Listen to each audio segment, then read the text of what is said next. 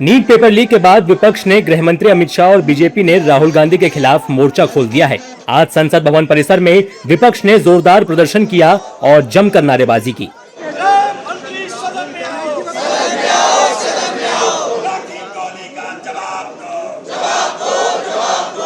कांग्रेस सांसद प्रियंका गांधी वाड्रा समेत कई विपक्षी सांसदों ने संसद के मकर द्वार पर विरोध प्रदर्शन किया। ये प्रदर्शन 20 जुलाई को सीजेपी प्रदर्शनकारियों के खिलाफ हुई पुलिस कार्रवाई को लेकर केंद्रीय गृह मंत्री अमित शाह के खिलाफ किया गया।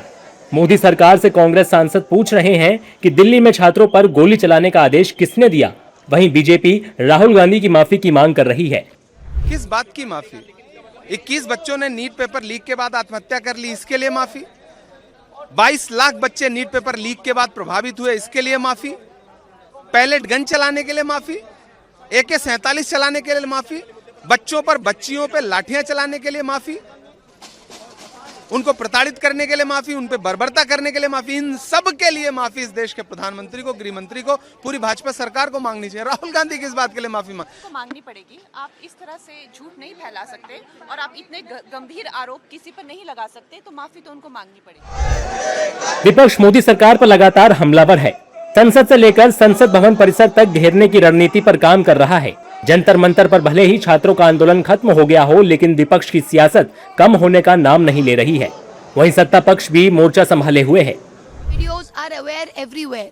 No matter how much the government is trying to remove it, this exists. So Amit Shah either gave the direct order or through his chain, the orders were given from his ministry. There is no escaping that, Mr. Shah. By making the LOP keep quiet does not hide the truth. यदि विपक्ष मजबूत विचारधारा और तथ्य से बात करते हैं तो आप उनको बोलने नहीं देते हैं और उल्टे ही माफी की बात करते हैं, तो सवाल ही नहीं उठता है। हमारे नेता राहुल गांधी जी का स्टैंड क्लियर है।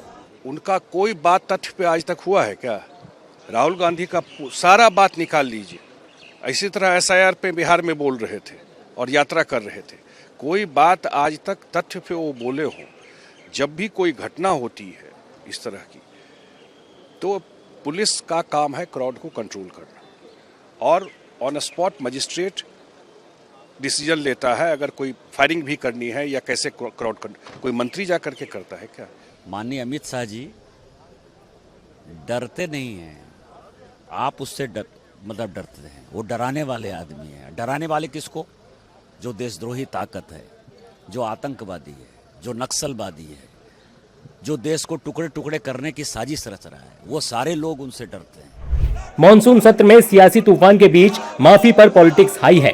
राहुल गांधी पहले ही साफ कर चुके हैं कि वो माफी नहीं मांगेंगे।